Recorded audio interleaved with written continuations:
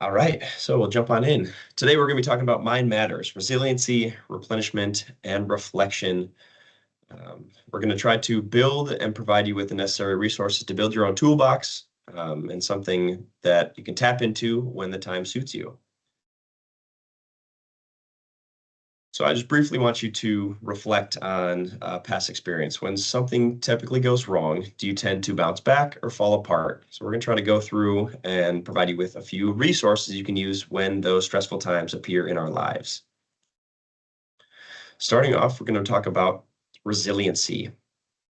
Resilience can help protect you from a variety of mental health conditions such as depression and anxiety. And resilience can also help offset factors that can increase the risk of mental health conditions, such as being bullied or previous trauma. If you have existing mental health conditions, being resilient can help improve your ability to cope. And when you have that resilience, you are going to be able to harness some of your inner strength that's going to help you rebound from setbacks or challenges, such as this could be a loss of a job, illness, disaster, or the death of a loved one. If you lack resilience, you might dwell on problems, feel victimized, become overwhelmed, or turn into two unhealthy coping mechanisms such as substance abuse. And resilience won't make your problems go away, but resilience can give you the ability to see the path and to help find enjoyment in life and to better handle that stress. If you aren't resilient and you'd like to be, you can develop skills to become more resilient. The first skill is adapting to adversity. Resilience is the ability to roll with the punches. When stress, adversity, or trauma strikes, you still are going to experience anger, grief, or pain, but you're also going to be able to keep functioning, both physically and physiologically.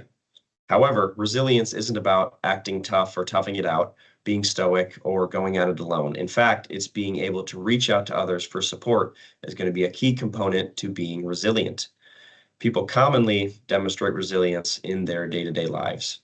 And being resilient does not mean that a person doesn't experience difficult or distress, um, but emotional pain and sadness are common in people who have suffered with adversity or trauma in their lives. And in fact, the road to resilience is likely to involve considerable emotional distress, because that's how we build it. We have to learn from our experiences and grow with them. Resilience is not a trait that people either have or don't have, but it's going to involve behaviors, thoughts, or actions that can be learned and developed in anyone. So building and developing our resilience. People do not all react to same traumatic or stressful life events in the same way. An approach that builds resilience for me might not work exactly the same way it works for you. So there's going to be a variety of strategies that can help you build that resilience. Maintaining a hopeful outlook.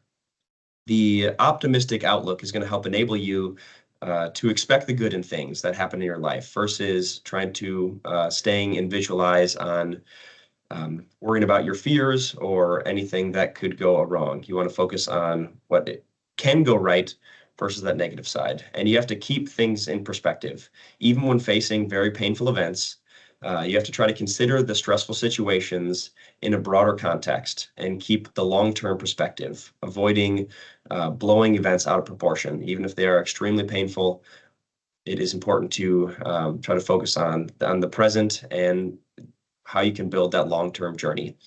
Making connections. Good relationships with close family members, friends are very important. This is going to help the aspect of support that comes in from our lives, from those people who care about us and will listen to us, is going to help strengthen your resilience. Some people find that being active in civil groups, faith-based organizations, or local groups provide social support that can help with reclaiming hope. Assisting others in their time of need can often benefit the helper as well. And this is all going to help you move towards your goals, developing some realistic goals, whether those are short-term or long-term goals, and anything that you can do regularly, even if it's small and might seem like it may not add up to much. Those small accomplishments are going to be the foundation, the building blocks that enables you to move towards your goal instead of focusing on the task that seems unachievable. You have to be able to ask yourself, what is one thing I can do that I can accomplish today that's going to help me move in the direction I want to go tomorrow? And with that, minor goal pieces, you have to be able to take decisive action. So if you act on adverse situations as much as you can, take those decisive actions rather than detaching completely from problems and stressful situations or wishing they would just go away. If you're able to decisively act on them, that will help build up our building blocks in that resilient mindset. Moving on to replenishment. The definition of replenish is to fill and build up again, to fill inspiration or power to nourish. Replenishment, it's going to be important that you're able to take care of yourself. You want to be able to pay attention to your own feelings and your own needs, engage in activities that you're going to enjoy and find to be relaxing. If you can exercise regularly, taking care of yourself is going to help keep your mind and body primed to deal with those situations that require resilience. Nourishment and sleep or nutrition are going to play a very large role in this. We're not going to touch too much on nutrition and sleep today, but if you do have any other questions with that, please feel free to reach out to me. I'd love to talk more about that.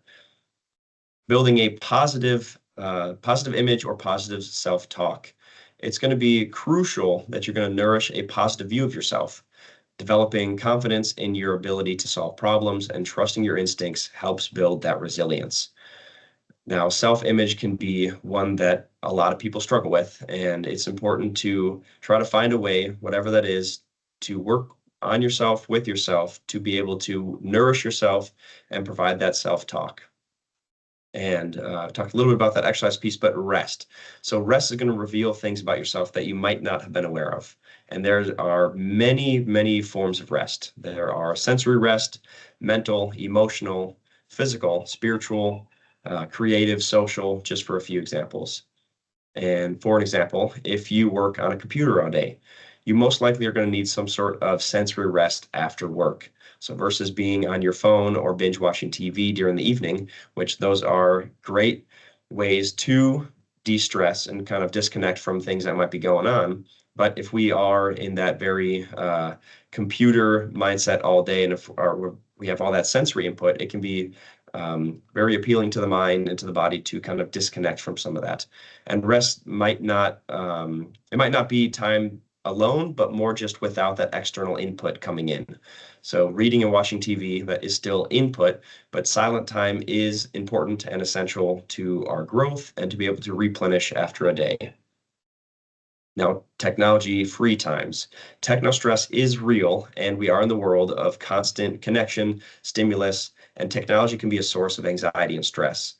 And here are a few ideas that you can use to kind of decrease your technology. If able, set a few minutes, hours, or days, depending on if this is feasible and you feel you'd be up for it, to not use your phone. Now, this can be challenging right away, but place your phone in another room and try to shut the door and move on with your day. Now, it can work a little bit more effectively if you are at home, though if you're out with friends too, if those people are your support system and some of those are kind of our safety blanket, or you feel safe with those people, it's all right to leave your phone at home and sort of figure things out without it. That is we always have that stimulus from technology, so it can be very beneficial to take a break from that. Checking our emails. That is very prevalent in most people's lives. So it can be helpful if you move your mail app icon to another page on your phone screen. So as we open up our phone, we're not always looking at it. Or if we try to set a personal goal of not checking emails after dinner. Now, work, life, and external stimuli will always happen. So it's how we can respond to it and try to navigate it a little bit more effectively. And mindfulness meditation. You can't change the fact that highly stressful events are going to happen, but you can change how you can interpret and respond to those events. Mindfulness and meditation, they can help build our habits of being aware of our stress and anxiety, and it's going to help instill positive coping skills such as breathing, guided imagery, muscle relaxation, positive affirmations, etc. A good positive affirmation that I'll give you here is, "This too shall pass." It's very short. You can implement that almost anywhere. And as anything in life, it will eventually pass as we move forward. And there's a lot of stigma around meditation. Commonly, meditation is just to help seek and bring focus to our attention of being in the present moment with self-compassion and without judgment. And a lot of times people might be hesitant about meditation or mindfulness, thinking it's kind of outside of a realm you might not want to get into, but it's really just to help you reduce stress, anxiety, and depression, help to focus on our internal connection, learning, and memory. It's going to help us find more emotional balance, increase our ability to handle new situations and information, and it's going to allow you to be more compassionate and empathetic towards others. And moving on to reflection, taking time to rest and reflect. The review of studies published in the Journal of Perspectives on Psychological Science shows that resting our brains, aka daydreaming, is linked to improvements in self-awareness, learning, and memory. We focus on the outside world and education and don't look at the inward focus to reflective skills and attentions. Study researcher Mary Helen, a professor of education, psychology, and neuroscience at the University of Southern California, said in a statement, "But inward focus impacts ways we build memories, make meaning, and transfer that learning into new context." Research says that while outward attention, like when a person might learn and put into practice in a classroom, is important, but we do need to find a healthy balance of reflection and daydreaming time. So as much as important to push, in our standard day-to-day, whether that's with our friends, family, or work, we're putting a lot of our attention into our surroundings. We're focusing on the work we're doing, and that's just kind of how the progression of our lives need to go. But it is important, as Mary Helen said, to focus a little bit on that inward focus. It's going to impact a lot more than you might expect it to. So taking time to focus on yourself daily, if possible, or just when you think about it, will have a great impact on being able to reflect on those things that are causing us all that stress. So reflection is being able to reflect on oneself and your actions. Focusing on past experiences and sources of personal strength can help you learn about strategies to build resilience that might work for you. By exploring answers to the following questions about yourself, your reactions to challenging life events, you may discover how you can respond effectively or differently to difficult situations in your life. And it's important to be available to your mental health and make it a priority. Often taking a few minutes to breathe and reflect on events is all that's needed to start your reflection process. Journaling is one simple tool, simply writing down your thoughts, feelings to understand them more clearly. It can help you gain control of your emotions to improve your mental health. One of the ways to deal with overwhelming emotions is to find a healthy way to express it. This makes journaling a helpful tool to managing your mental health. Now, journaling might not be the express or that creative expressive form that you would like to take, but there's plenty of other options that still are creative and you can express yourself. If it's not journaling, maybe it is writing poems, or it could be some other form of art. If you're not as much of an artsy person, you can turn that more into an activity, such as kind of just going for a walk, increasing our activity or movement, and kind of dedicating that time to manage our stress, manage our anxiety, and to cope with our depression or anxiety, anything that might be going on. Journaling or other active forms can help control the symptoms and improve our mood. And some of those improvements can be by prioritizing our problems, fears, and concerns. If we're able to record it and write it down, or think about it, process it, it's going to help us be able to come up with a solution a little bit quicker. And tracking symptoms on a day-to-day basis can also be helpful because after time, as we kind of build up our database of those symptoms and what causes us to have those triggers, as we recognize them, we're able to learn ways to better control them. Providing opportunities for positive self-talk and being able to identify negative thoughts and behaviors can also be a benefit of journaling. When you do have a problem and you're stressed, keeping a journal can also help identify that stressor that's being caused to create that stress or anxiety. And once you've identified your stressor, you can work on a plan to resolve the problem and reduce your stress. It's also important to be able to adapt to change as it's a part of living. Certain goals may no longer be attainable as a result of adverse situations. Accepting circumstances that cannot be changed can help you focus on the circumstances that you can alter. So even if you had a goal at one point, whether that is a physical goal, a work goal, a mental health goal, or a life goal in general, when some situations unfortunately come up, whether it is looking at more of a physical goal, an injury, now we might not, we're set back a little bit. And instead of staying in that setback stance, think about accepting that change and creating a new goal to work through the situation that is provided to you in your current life. And then practice, whether that is journaling, whether it is taking time for mindfulness to be still. Practice, practice, practice is crucial. And practice that life imbalance. So what I want you to do quickly is to think of a current or past project, program that you've been working on at work or at home, and I want you to rate the stress level associated with that project or program on a scale of 1 to 10. So if you found that number, now I want you to try to identify the stressor with that program or project. Now, if you can, try to write down what coping skill you used to de-stress from that situation. And if you didn't use a coping system, that's okay, and I'm glad you're attending this webinar. But if you can, just think about what coping skills you used during that situation. And then I want you to rate on a scale of 1 to 10 of how that coping skill affected your stress level. Even if it dropped your stress level down by a few notches or a few levels, that's still improvement and still helping us de-stress. Now, if it only went down a couple notches, maybe that's where we look into a few different areas of coping skills, using more time to either reflect, to journal, to process what emotions came up during that stressor, or increasing our level of physical activity, are other areas that potentially can alter the state of reflection and help us move forward with that goal.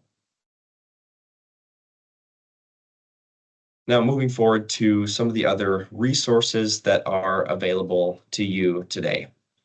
So LOL Fit, that is me. My name's Colin. I'm here from LOL Fit. Probably should mention that at the beginning of the webinar. But so stress has a variety of different forms, and there are variations of positive stress, stress that's eustress. So eustress is going to be something that benefits us. It causes us to push forward, to set those goals, to try to break down those barriers as we progress.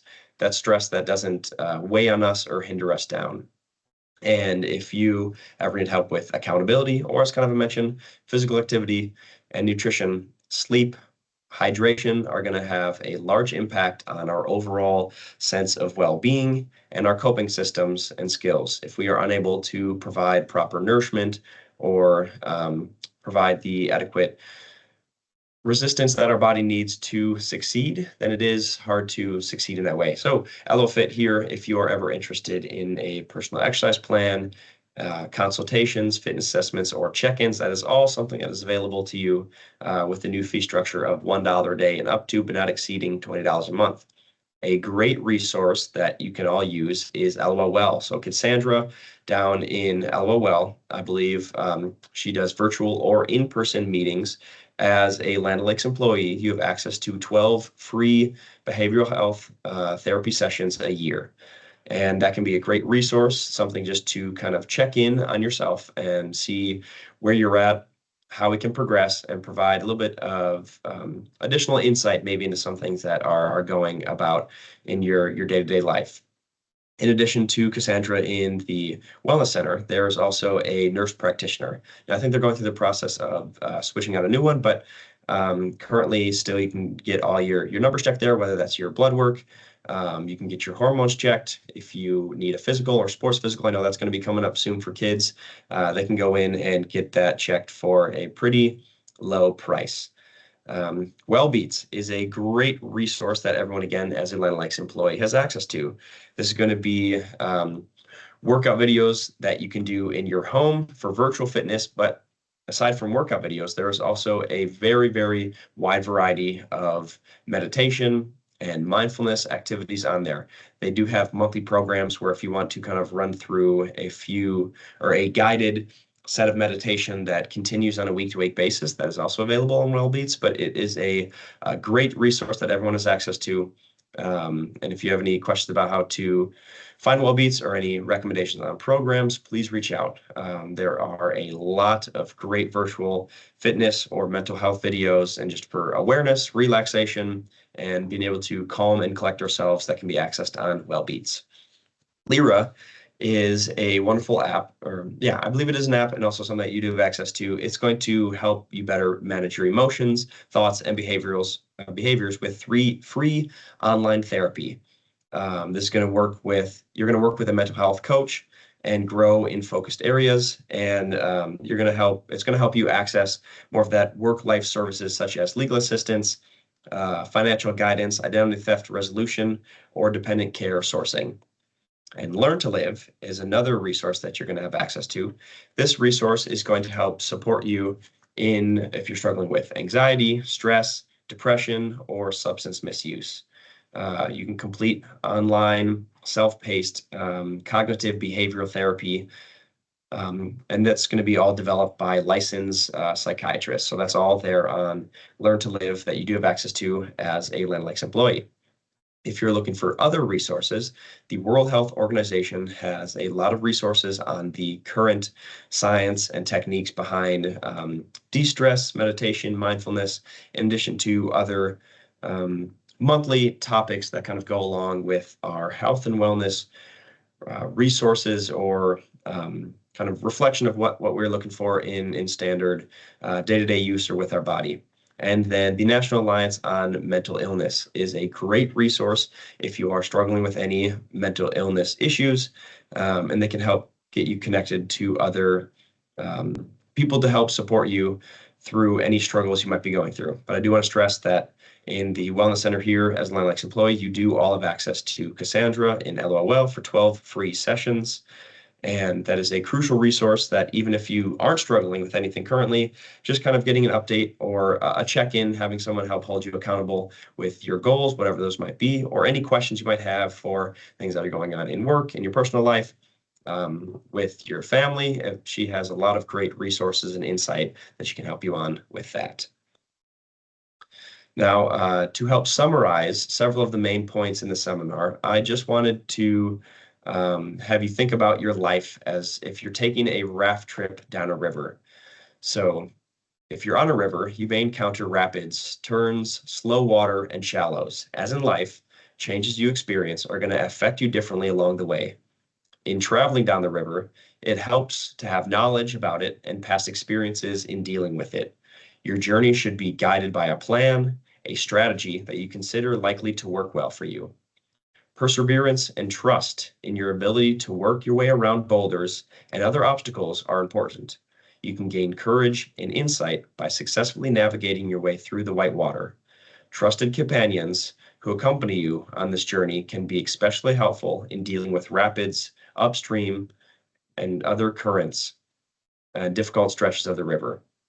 At any time, you can climb out and rest alongside the river, but to get to the end of your journey, you need to get back in the raft and continue. So with that, we've come to the end of our Mind Matters Resilience, Replenishment, and Reflections webinar. If you have any questions, now would be the time you can ask them, or if you want any other updates on or reference for the resources that you have available to you as a Land Lakes employee, please feel free to reach out to me, or if you're interested in any other physical, mental health, emotional health guidance, talk to either myself or Cassandra for any of that help. Otherwise, thank you so much for joining this webinar, and have a wonderful rest of the day, unless you have any other questions to ask.